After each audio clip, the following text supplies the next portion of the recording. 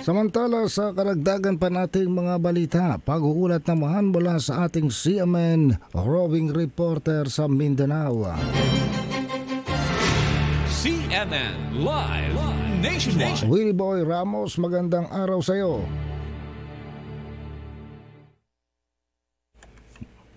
Willie, good morning. Magandang araw din Ariel, magandang araw Pilipinas, mayang adlaw Mindanao.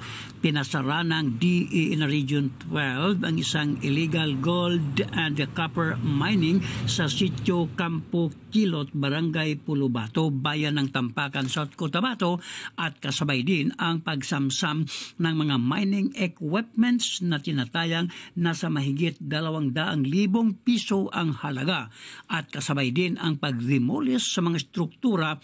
At ayon pa kay DE in Region 12 Regional Executive Director na si Felix Alicer, talamak ang guerrilla type gold and copper mining sa South Cotabato na ang pamamaraan ay sa pamamagitan ng banlas na isang small scale mining. Samantala, suportado naman ng militar ang binuong joint anti-mining copper and gold ng mga small scale miners sa Tampakan, South Cotabato.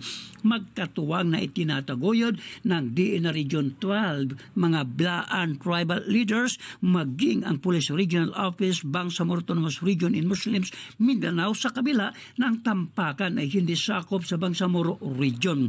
Nagbigay na rin ng kautusan sa Philippine Army Commander Lieutenant General Antonio Naparite sa mga military units sa Region 12 na tulungan ang naturang joint anti-illegal mining campaign. Well, Ramos, CMN roving reporter ng Mindanao, Radyo Kalikasan Hingo og City Base ng ulat ng live para sa CMN Pilipinas.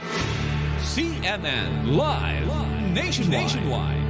Maraming salamat, Willie Boy Ramos, ang ating CMN roving reporter sa Mindanao.